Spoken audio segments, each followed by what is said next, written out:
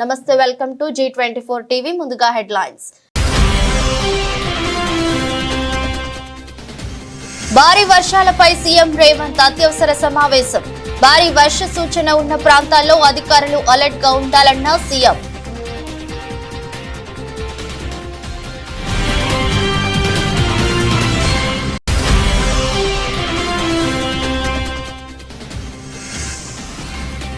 భారీ వర్షాలకు వణికిపోతున్న ఆంధ్రప్రదేశ్. వరదను సమర్థంగా ఎదుర్కొంటామన్న సీఎం చంద్రబాబు.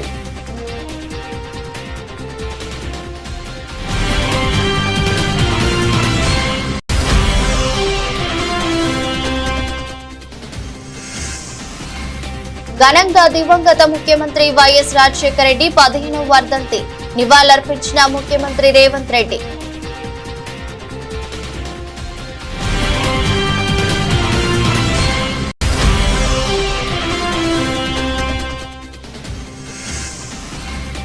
ప్రకాశం బ్యారేజీకి రికార్డు స్థాయిలో వరద.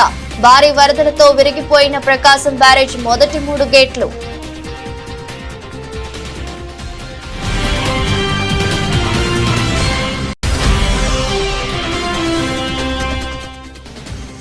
చరిత్ర సృష్టించిన ప్రతి పాల్ తొలి భారతీయ మహిళా అథ్లెట్ గా రికార్డు.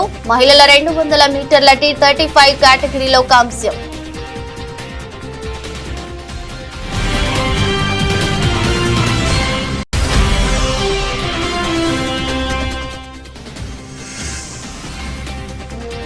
బంగారు కొనుగోలుదారులకు శుభవార్త. వరుసగా 3వ రోజు తగ్గిన బంగారం ధరలు.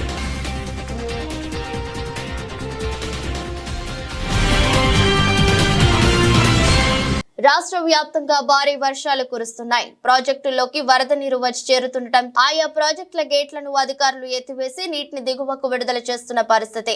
భారీ వర్షాలకు వాగులు వంకలు పొంగి పొర్లుతున్నాయి. వర్షాలతో అప్రమత్తమైన అధికారులు ప్రజలకు నష్టం కలగకుండా తగు చర్యలు తీసుకుంటున్నారు. మరోవైపు రాష్ట్రంలో ఎడతెరిపి లేకుండా కురుస్తున్న వర్షాలపై సీఎం రేవంత్ రెడ్డి అత్యవసర సమావేశం ఏర్పాటు చేశారు. కమాండ్ కంట్రోల్ సెంటర్ లో ముఖ్యమంత్రి సమీక్ష నిర్వహించగా మంత్రులు కోమటిరెడ్డి, వెంకటరెడ్డి, శ్రీధర్ బాబు, సీఎం సలహాదారు వేం నరేందర్ రెడ్డి, ప్రభుత్వ ప్రధాన కార్యదర్శి శాంతి కుమారి, డీజీపీ జితేందర్, వివిధ శాఖల ఉన్నతాధికారులు హాజరయ్యారు.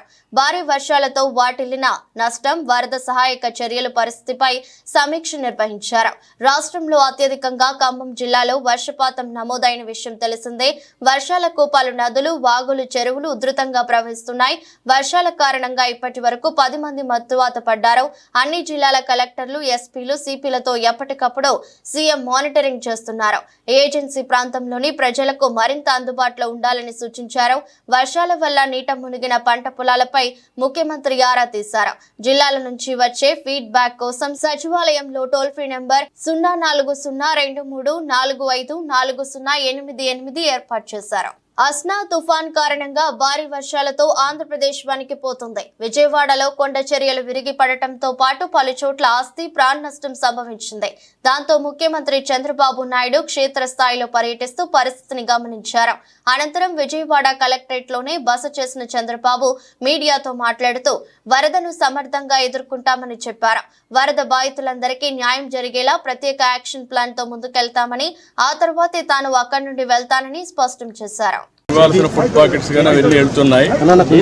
అమరం చేస్తున్నాం. ట్రాఫిక్ కూడా కంజెషన్ ఉంది, అన్ని రెగ్యులేట్ చేస్తున్నాం. చివరి ప్రాంతానికి కూడా వెళ్లాల్సిన అవసరం ఉంది. కొంతమంది పేషెంట్ కూడా ఉన్నారు, పిల్లలు ఉన్నారు, కొంతమంది ముసలోళ్ళు ఉన్నారు, వాళ్ళు కూడా తీసుకురావాలి. ఎవరు కూడా ప్యానిక్ రియాక్షన్ అవసరం లేదు. అందరూ ఓపిక పట్టండి. 1 గంట 2 గంటల్లో అందరం ఓపికగా ఉంటే ఇంకా తొందరగా పనులు అవుతాయి. అన్నీ చేస్తానని అప్పీల్ చేస్తున్నా. ఇక్కడే ఉంటా, కంట్రోల్ రూమ్ని యాక్టివేట్ చేస్తున్నా. ఎంతవరకు చేయగలుగుతామో అన్నీ చేసి అందరిని ఆదుకుంటాం. 110 పైన బోట్లు పనిచేస్తున్నాయి. అదే మాదిరిగా 4-6 హెలికాప్టర్లు వస్తున్నాయి. ఒక హెలికాప్టర్లో ఫుడ్ పెట్టడం కానీ, లేకుంటే బోట్లో తీసుకుపోవడం కానీ, పేషెంట్లు తీసుకురావడం కానీ ఇవన్నీ జరుగుతున్నాయి. వర్షం కూడా పడతా ఉంది, అయినా కూడా ఎక్కడ ఆపరేషన్స్ ఆపం అన్ని విధాలు. సార్, ప్రకాశం బ్యారేజ్ 69వ గేట్ దగ్గర బోట్లు కొట్టుకురావడం ఏమన్నా కుట్రే ఉందా? ఇవన్నీ ఇప్పుడు నేను అవన్నీ మాట్లాడను. ప్రతి ఒక్కదానికి మనం అవన్నీ మాట్లాడడం కరెక్ట్ కాదు. ప్రస్తుతం నా డ్యూటీ ఎట్టి పరిస్థితుల్లో కష్టాల్లో ఉండే ప్రజలను ఆదుకోవడం, వాళ్ళ ప్రాణాలు కాపాడుకోవడం, తక్షణ వాళ్ళకి కొంత సహాయం చేయడం అవసరం. అదే చేస్తాం. ఇంకా కూడా మనకు ఓవరాల్గా అక్కడే ఉంది. బంగాళాఖాతంలో వాయుగుండం కారణంగా తెలంగాణలో భారీ వర్షాలు కురుస్తున్న సంగతి తెలిసిందే. ఇప్పటికే జలాశయాలకు భారీ ఎత్తున వరద నీరు చేరుతుంది. ఈ మేరకు రాష్ట్ర వ్యాప్తంగా పలు ప్రాంతాలు ముంపునకు గురవుతున్నాయి. ఈ నేపథ్యంలో నీటిపారుదల శాఖ మంత్రి ఉత్తమ్ కుమార్ రెడ్డి సూర్యాపేట జిల్లాలో పర్యటించారు.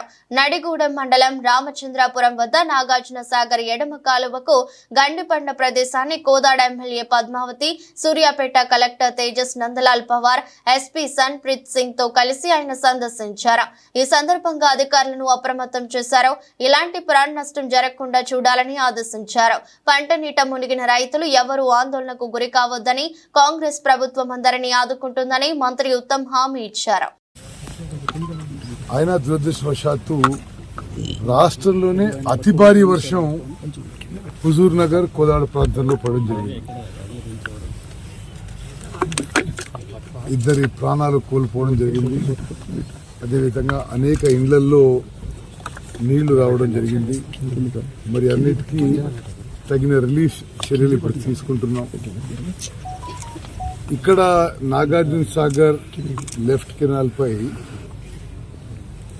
పాలేరు నుంచి బ్యాక్ వాటర్ పెరిగి ఈ నీళ్లు నాళ్ళు ఎక్కువై బ్యాంక్లో ఓవర్ఫ్లో అయి బ్యాంక్ మెత్తబడి ఇక్కడ లెఫ్ట్ కెనాల్ తెగడం జరిగింది. ఒక 300 ఎకరాల పొలాలపై కూడా నీళ్లు పోయినాయి. అదృష్టవశాత్తు ఊర్లోకి నీళ్లు పోలేదు. ఈ 300 ఎకరాలు పంట కోల్పోయిన రైతులకి తగిన విధంగా నష్టపరిహారం ప్రభుత్వంలో ముఖ్యమంత్రి గారితో మాట్లాడి ఏర్పాటు చేస్తాము. అదేవిధంగా ఈ కాలువ, ఈ బ్రీచ్ క్లోజ్ చేయడానికి వాటర్ ఇంకొద్ది దక్కిన తర్వాత ఇంకో రోజు తర్వాత పనులు మొదలుపెట్టి వారం రోజుల లోపల ఈ బ్రీచ్ క్లోజ్ చేస్తాం. రాష్ట్ర వ్యాప్తంగా ప్రజలందరూ కూడా అప్రమత్తంగా ఉండాలి. మరి ప్రభుత్వ పరం నుంచి ఏమేమి చర్యలు తీసుకోవాలో అన్నీ తీసుకుంటున్నాం. తప్పనిసరిగా నష్టపోయిన వాళ్ళకి క్యాబినెట్లో పెట్టి చర్చించారో ఇప్పిస్తామని చెప్పి కూడా మనం చేస్తాం. గండి పూడ్చడానికి ఎన్ని రోజులు పడుతుంది సార్? జనరల్గా లెఫ్ట్ కెనాల్ ఆగిపోయినాయి కదా వాటర్ పూడ్చడానికి.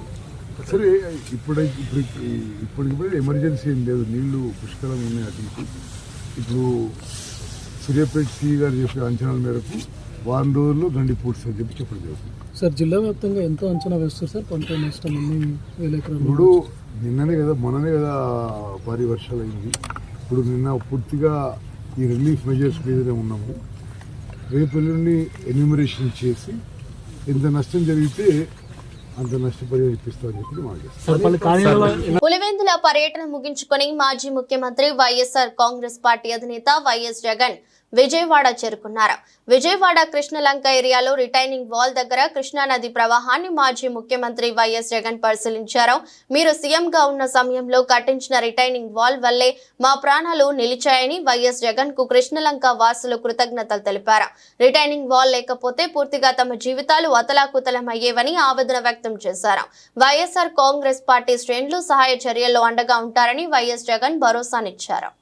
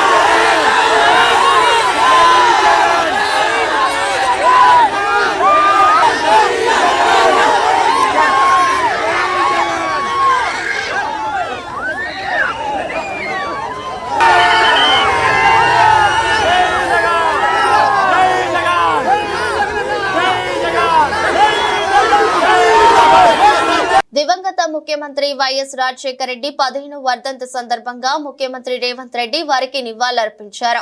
జూబ్లీహిల్స్ నివాసంలో వైఎస్ఆర్ గారి చిత్రపటానికి పుష్పాంజలి ఘటించారు. కార్యక్రమంలో సీఎం సలహాదారులు వేం నరేందర్ రెడ్డి, మాజీ మంత్రి బోధన ఎమ్మెల్యే పి సుదర్శన్ రెడ్డి, పలువురు ప్రజా ప్రతినిధులు, నేతలు కూడా ఉన్నారు. అలాగే గాంధీ భవన్ లో వైఎస్ఆర్ వర్ధంతి సందర్భంగా ఆయన చిత్రపటానికి కాంగ్రెస్ నాయకులు పూలమాలలు వేసి నివాళులర్పించారు. అంతకుముందు పంజాగుట్టలోని వైఎస్ఆర్ విగ్రహానికి పూలు చల్లి నివాళులర్పించారు. ఈ కార్యక్రమంలో TPCC working president Mahesh Kumar Goud, MP Anil Yadav, MLA Danam Nagender, Rohin Reddy, చల్లా నరసింహారెడ్డి, నిరంజన్ కుమార్ రావు, అల్లం భాస్కర్, మెట్టు సాయి కుమార్, బొజ్జా సంధ్యారెడ్డి, ప్రేమలత అగర్వాల్ తదితరులు పాల్గొన్నారు. ఆంధ్రప్రదేశ్ లో భారీ వర్షాలు కురుస్తున్నాయి. రాష్ట్ర వ్యాప్తంగా జనజీవనం అస్తవ్యస్తంగా మారింది. వాగులు, వంకలు, నదులు పొంగి ప్రవహిస్తున్నాయి. పలు గ్రామాలకు రాకపోకలు నిలిచిపోయాయి. విజయవాడలోని ప్రకాశం బ్యారేజీకి కని విని ఎరుగని స్థాయిలో వరద నీరు వచ్చి చేరుతోంది. చరిత్రలోనే తొలిసారిగా బ్యారేజీకి 11,20,000 క్యూసెక్కులకు వరద వచ్చింది. దీంతో అధికారులు అప్రమత్తమయ్యారు. గేట్లు తెరిచి వరద నీటిని కిందకి వదులుతున్నారు. ఈ క్రమంలోనే ఎగువ నుంచి కొట్టుకు వచ్చిన బోటు 69వ నెంబర్ గేట్ ను ఢీకొట్టింది. దీంతో స్వల్పంగా డ్యామేజ్ జరిగింది. బోటు ఎక్కడి నుంచి కొట్టుకు వచ్చిందని అధికారులు పరిశీలిస్తున్న క్రమంలోనే మరో 4 బోట్లు కొట్టుకొచ్చాయి. దీంతో అధికారులలో సందేహాలు వ్యక్తమవుతున్నాయి. ప్రమాదవశాత్తు కొట్టుకు వచ్చాయా లేక ఎవరైనా కావాలని బోట్లను వదిలారా అని అనుమానిస్తున్నారు. గతంలో చంద్రబాబు నివాసాన్ని ముంచాలనే ఉద్దేశంతో బోటు అడ్డు తగిలిందని అప్పటి వైసీపీ ప్రభుత్వం నీటి ప్రవాహాన్ని పెంచేందుకు ప్రయత్నించిందన్న ఆరోపణలు ఉన్నాయి. తాజాగా 4 బోట్లు కొట్టుకు రావడంతో నాడు జరిగిన సంఘటనను అధికారులు గుర్తు చేస్తున్నారు. ఈ బోట్లు కొట్టుకు రావడం వెనుక ఎవరైనా ఉన్నారా అనేది తెలుసుకోవడానికి ప్రయత్నిస్తున్నారు. ఇరిగేషన్, రివర్ కన్జర్వేటివ్ శాఖల అధికారులు దీనిపై విచారణ జరుపుతున్నారు. ప్రకాశం బ్యారేజీ వద్ద 23.6 అడుగుల మేర నీరు ప్రవహిస్తోంది. ఈ స్థాయిలో వరద గతంలో ఎన్నడూ లేదని అధికారులు చెబుతున్నారు. ఖమ్మం వరద ప్రభావిత ప్రాంతాలలో మాజీ మంత్రి పువ్వాడ అజయ్ సోమవారం నాడు పర్యటించారు. దెబ్బతిన్న ఇండ్లు, నష్టపోయిన బాధితులను కలిసి పరామర్శించి ధైర్యం చెప్పారు. అండగా ఉంటానని భరోసా కల్పించారు. ప్రభుత్వం తక్షణమే ఆదుకోవాలని కోరారు. వరద బాధితులు తమ కష్ట నష్టాలను మాజీ మంత్రి పువ్వాడతో చెప్పుకున్నారు. అలాగే ఖమ్మంలో తక్షణమే సహచరులు చేపట్టే విధంగా ప్రభుత్వంపై ఒత్తిడి చేయండి. ప్రభుత్వం అజాగ్రత్తతో చిన్న కుటుంబాలన్నీ చిన్న భిన్నమయ్యాయంటూ ఎంఐఎం పార్టీ శాసనసభ పక్ష నేత అక్బరుద్దీన్ ఓవైసీతో ఫోన్లో మాట్లాడారు. ఖమ్మంలోని వరద ప్రాంత ప్రజల దయానీయమైన పరిస్థితిని మాజీ మంత్రి వివరించారు. ప్రభుత్వంపై ఒత్తిడి తీసుకురావాలని కోరుతున్నారు.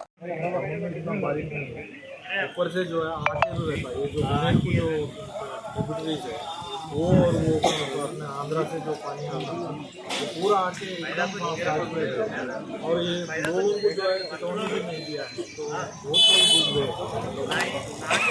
माना तो बहुत खराब हो गया। ऐसा जो है निकलने के लिए भी ये नहीं मिला ऐसी बाढ़ है हम लोग जो है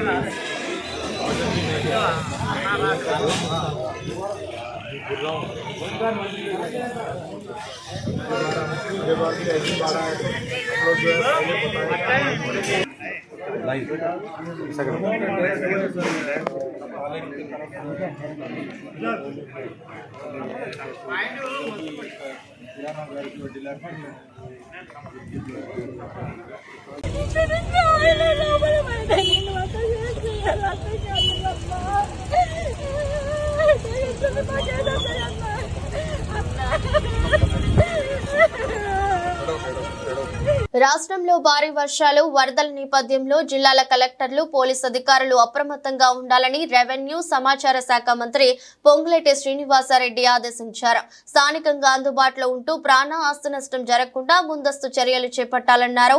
ఎటువంటి పరిస్థితులైనా ఎదుర్కోవడానికి సిద్ధంగా ఉండాలని చెప్పారు. తన నియోజకవర్గం పాలేరులోని నాయకన్ గూడెనికి చెందిన యాకూబ్, ఆయన భార్య సైదా వరదలో కొట్టుకుపోవడంపై మంత్రి పొంగులేటి తీవ్ర భావోద్వేగానికి లోనయ్యారు. వెల్లడించారు. విలేకరుల సమావేశంలో జరుగుతున్న సమయంలోనే యాకూబ్ కుటుంబం కొట్టుకుపోయిందని సమాచారం అందడంతో కన్నీటి పర్యంతమయ్యారు.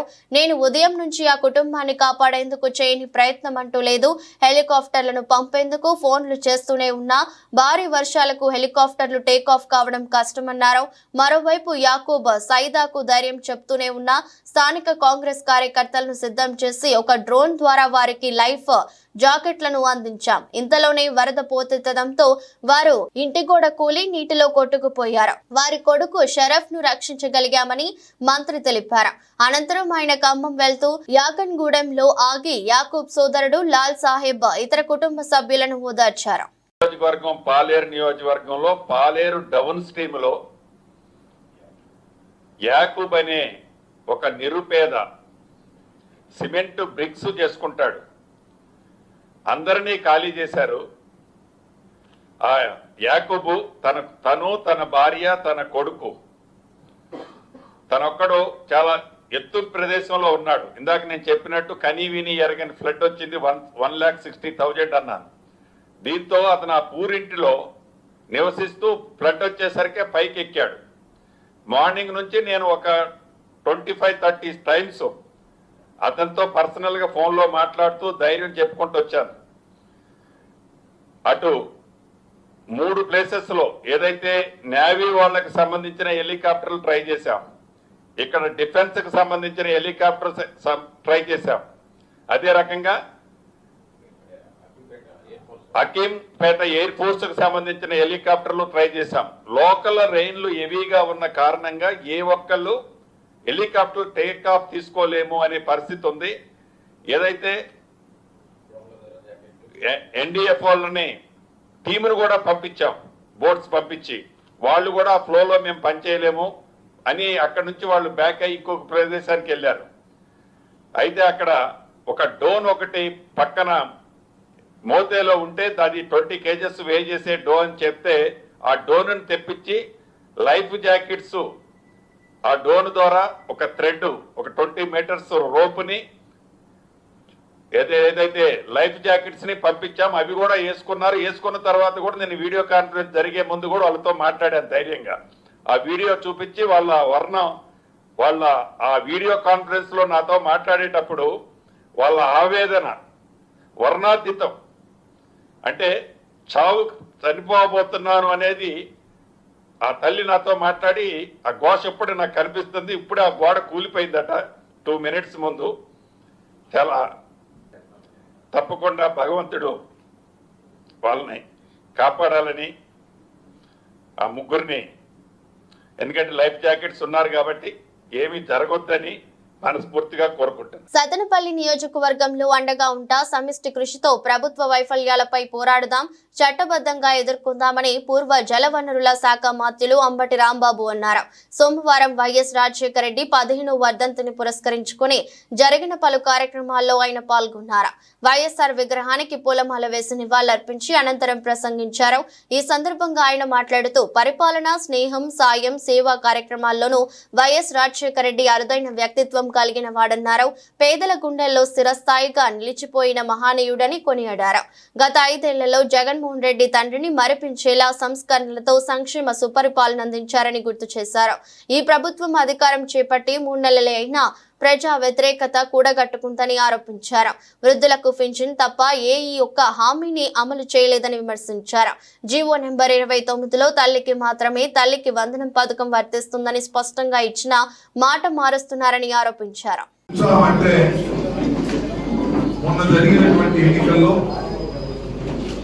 మన ఊహకు అందని విధంగా మన ఓటమి మానయ్యాం. చిన్న ఓటమి కాదు. కొన్ని విషయాలు చరిత్రలో చాలా బలమైనటువంటి ఓటమిని మనం చవి చూసాము. రాష్ట్ర వ్యాప్తంగా బలమైన ఓటమిని చవి చూసాము. మన జిల్లాలో, ఉమ్మడి జిల్లాలో ఒక్క సీటు కూడా రానటువంటి పరిస్థితి చూసాం. మన నియోజకవర్గంలో అనూహ్యంగా 27,867 ఓట్లతో నేను ఓటమి పాలయ్యాను. ఒక పెద్ద నిరుత్సాహమైనటువంటి కార్యక్రమంలో ఉన్నాం. నేను ఆ రోజు తర్వాత 4వ తారీఖు ఉదయం ఇక్కడి నుంచి వెళ్ళా. వాళ్ళ ఇవాళే ఇక్కడికి రావడం జరిగింది. ఎందుకంటే ఒక నిరుత్సాహంలో ఉన్నప్పుడు కొంత బాధ కలుగుతుంది కాబట్టి రాలేకపోయాను. రాలేకపోయినా పార్టీ కార్యక్రమాలను నేను నిరంతరం హెడ్ ఆఫీస్ నుంచి అన్ని నిర్వహిస్తున్నటువంటి సందర్భం. మీ అందరికీ నేను ఈ సందర్భంగా మనవి చేసేది ఏమిటంటే ఈ నిరుత్సాహం జీవితాంతం ఏమి ఉండదు.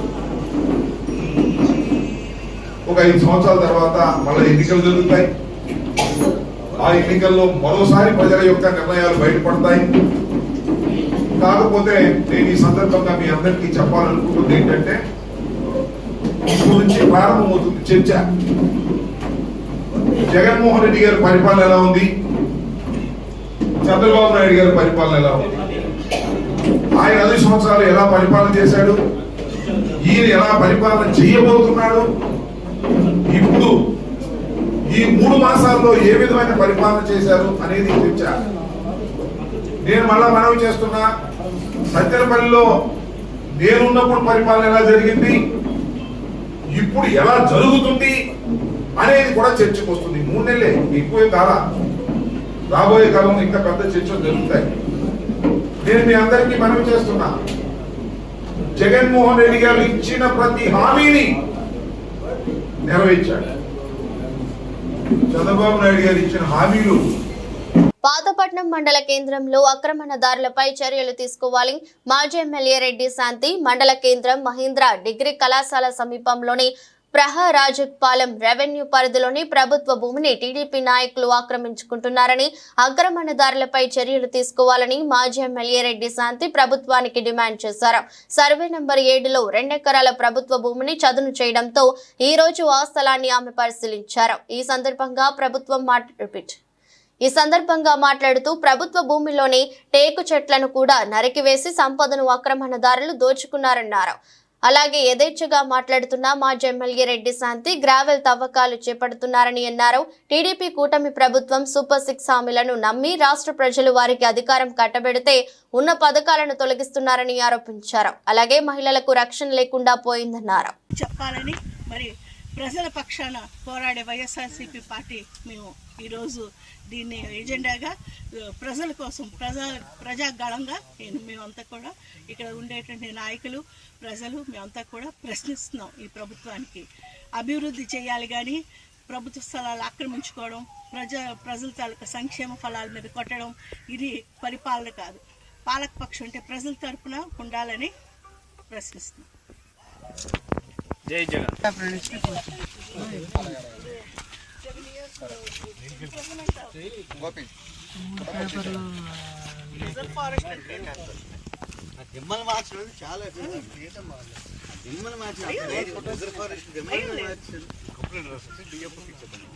మేడం గారు పెద్దసారిలో అటవీ శాఖ మంత్రి పదవుల కోసం ఒక ట్యాంక్ ఇచ్చారు, ఎంత స్థలమే. ఆయన మీద కేసు పెట్టి 3 సంవత్సరాలు కోర్టుకి ఇప్పిస్తారు ఫారెస్ట్ వాళ్ళు. ఆల్రెడీ ఎంత ఆక్రమణ చేసుకున్న ఫారెస్ట్ వాళ్ళు ప్రొడక్షన్ ఇచ్చారు. టేక్ చెట్లు కొడితే 7 సంవత్సరాల పైన ఇంప్రెస్మెంట్ అవుతుంది సార్. అవును మేడం. ఆ ఏరియాకి లో వోల్టేజ్ 2 దిమ్మలు కొట్టుకోనివ్వలేదు. మేము ఇవ్వలేమన్నారు మేడం. కంప్లైంట్ ఇచ్చినప్పుడు ఫారెస్ట్ మనకి సపోర్ట్ ఇచ్చారు కదా, ఇదంతా ఫారెస్ట్ ఆపారు. ఈ రోజు మీరు ఆ స్టెన్స్ కప్పేసి ఈ రోజు మళ్ళీ కొత్త స్టెన్స్. ఆమ్ ఆద్మీ పార్టీ ఎమ్మెల్యే అమానతుల్లా ఖాన్ అనుమానమే నిజమైంది. సోదాల పేరుతో సోమవారం ఆయన ఇంటికి చేరుకున్న ఎన్ఫోర్స్మెంట్ డైరెక్టరేట్ అధికారులు చివరకు ఆయనను అరెస్ట్ చేస్తున్నట్లు ప్రకటించారు. నాటకీయ పరిణామాల మధ్య ఇంటి ముందు భారీగా బలగాలను మోహరించి ఆయనను తరలించారు. ఢిల్లీ వక్ఫ్ బోర్డు నియామకాల్లో అవకతవకలకు పాల్పడ్డారనే ఆరోపణలపై అమానతుల్లా ఖాన్ ను అరెస్ట్ చేసినట్లు వెల్లడించారు. సోమవారం ఉదయం 7 గంటలకే అమానతుల్లా ఖాన్ ఇంటికి ఈడీ అధికారులు చేరుకున్నారు.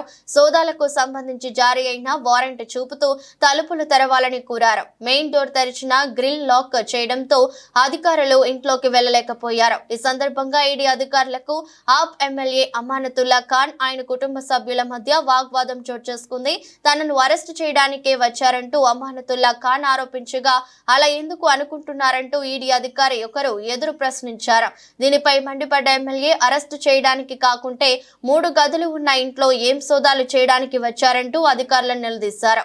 ఎమ్మెల్యే అమానతుల్లా ఖాన్ ఇంట్లో సోదాలు జరిపిన తర్వాత ఎమ్మెల్యేను అరెస్టు చేస్తున్నట్లు ప్రకటించిన అధికారులు భద్రతా బలగాల సాయంతో అమానతుల్లా ఖాన్ ను తీసుకువెళ్లారు. ప్యారిస్ లో జరుగుతున్న పారాలింపిక్స్ లో భారత పారా స్ప్రింటర్ ప్రీతి పాల్ రికార్డు సృష్టించింది. మహిళల 2 మీటర్ల T35 కేటగిరీలో కాంస్య పథకం గెలుచుకుంది.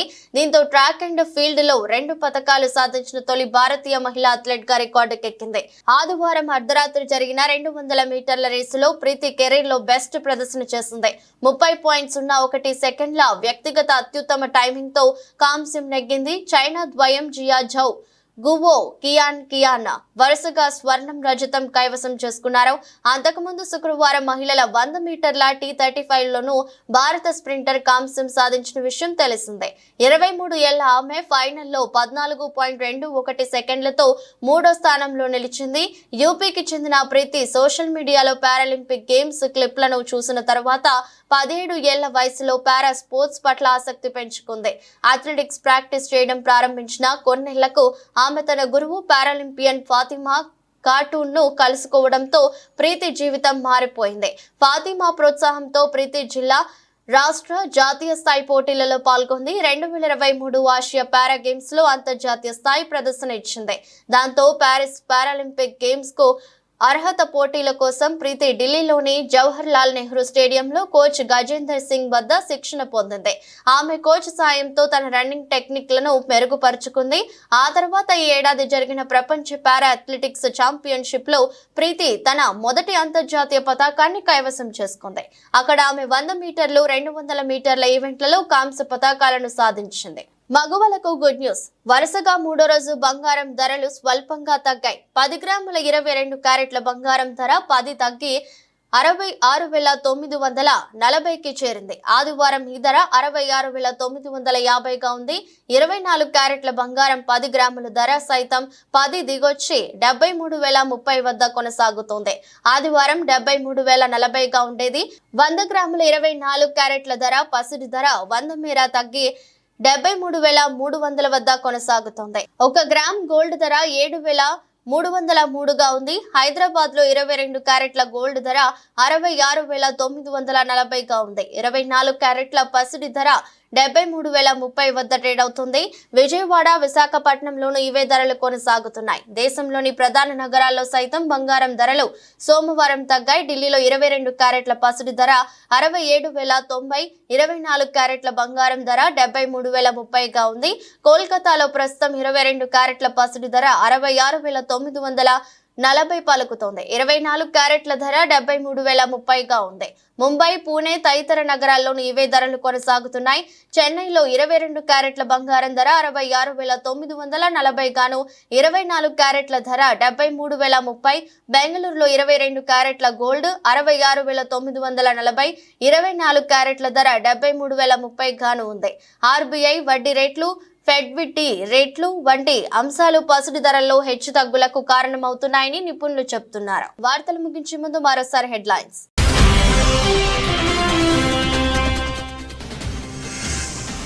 భారీ వర్షాలపై సీఎం రేవంత్ అత్యవసర సమావేశం. భారీ వర్ష సూచన ఉన్న ప్రాంతాల్లో అధికారులు అలర్ట్ గా ఉండాలన్న సీఎం.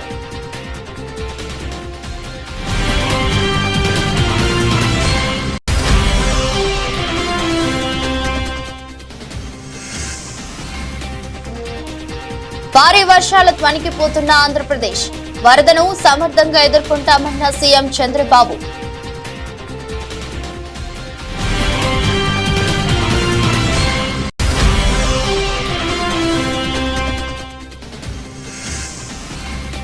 ఘనంగా దివంగత ముఖ్యమంత్రి వైఎస్ రాజశేఖర రెడ్డి 15వ వర్ధంతి. నివాళులర్పించిన ముఖ్యమంత్రి రేవంత్ రెడ్డి.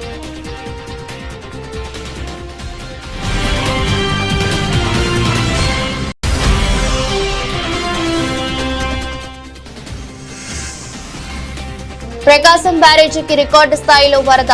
భారీ వరదలతో విరిగిపోయిన ప్రకాశం బ్యారేజ్ మొదటి 3 గేట్లు.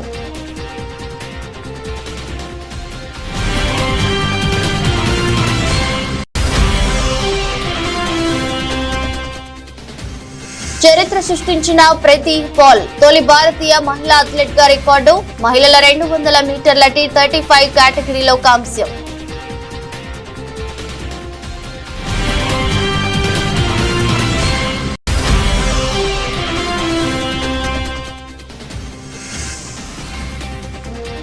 బంగారు కొనుగోలుదారులకు శుభవార్త.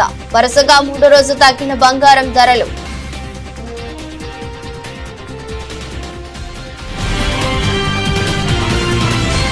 ఈ దృష్టి బులెటిన్ మరో బులెటిన్లో మళ్ళీ కలుద్దాం.